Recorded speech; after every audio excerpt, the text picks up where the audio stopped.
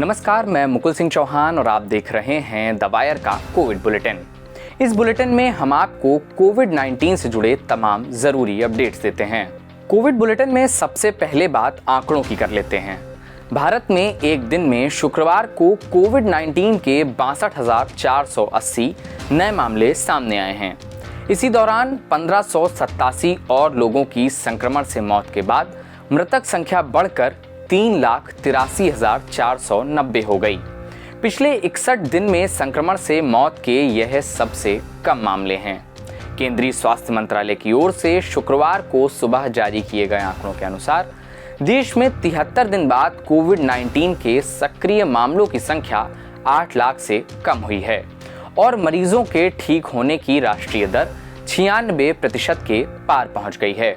Corona के मामले कम होने का और अनलॉक की प्रक्रिया शुरू होने का यह बिल्कुल मतलब नहीं है कि कोरोना हमारे बीच से जा चुका है।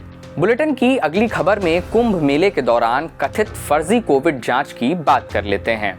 कुंभ मेले के दौरान कथित फर्जी कोविड जांचों को लेकर विपक्ष के निशाने पर आई राज्य सरकार ने गुरुवार को आरोपी कंपनी मैक्स कॉर्पोरेट सर्विस तथा 2 निजी प्रयोगशालाओं के खिलाफ मुकदमा दर्ज करवाया है। प्रदेश के पुलिस महानिदेशक अशोक कुमार ने इसकी पुष्टि करते हुए बताया कि हरिद्वार कोतवाली में हरिद्वार के मुख्य चिकित्सा अधिकारी शंभू कुमार झा की तरफ से मैक्स कॉर्पोरेट सर्विस और 2 निजी lab Nalwa laboratories private limited Hisar तथा डॉक्टर लाल चंदानी लैब मध्य दिल्ली के खिलाफ मुकदमा दर्ज कराया गया है।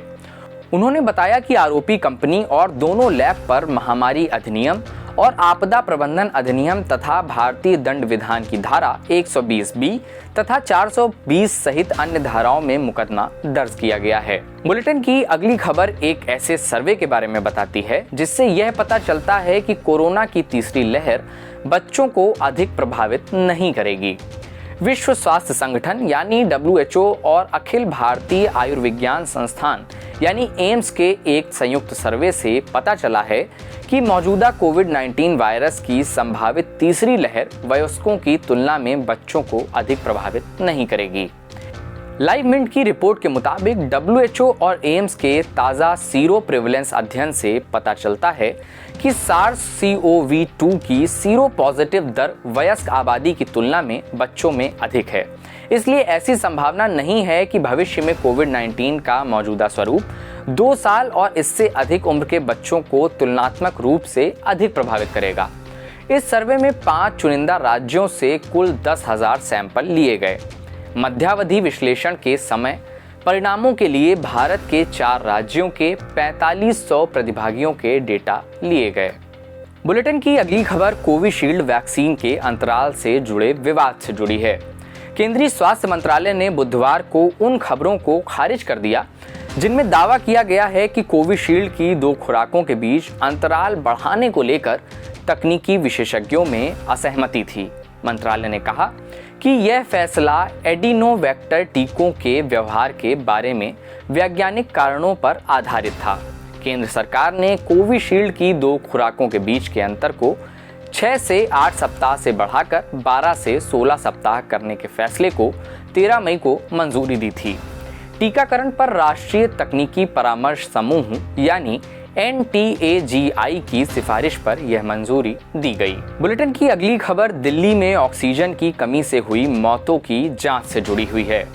दिल्ली के उप मुख्यमंत्री मनीष सिसोदिया ने बुधवार को कहा कि केंद्रीय सरकार ने कोविड-19 की दूसरी लहर के दौरान ऑक्सीजन की कमी की वजह से लोगों की मौत के मामले की जांच करने और प्रभावित परिवारों को मुआवजा देने के लिए दिल्ली सरकार द्वारा गठित समिति को मंजूरी देने से मना कर दिया। सिसोदिया ने केंद्र सरकार से 4 सदस्य समिति के गठन में रोड़ा ना अटकाने की गुजारिश की।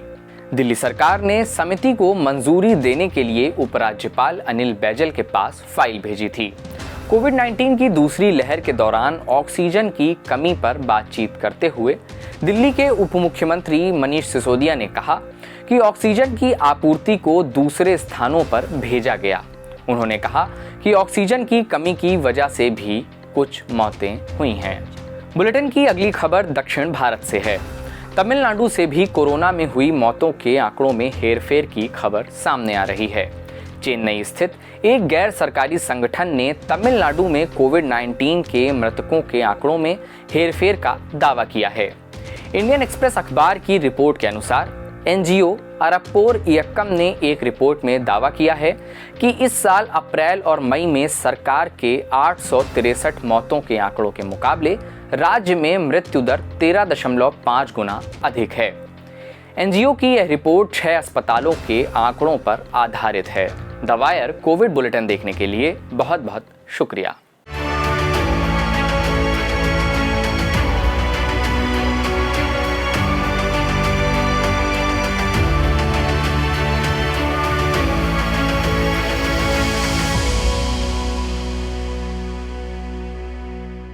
द वायर के और वीडियोस देखने के लिए सब्सक्राइब करें और बेल आइकन पर क्लिक करें। स्वतंत्र पत्रकारिता की आर्थिक मदद करने के लिए डिस्क्रिप्शन में दिए गए लिंक पर जाएं और अपनी राशि चुनें।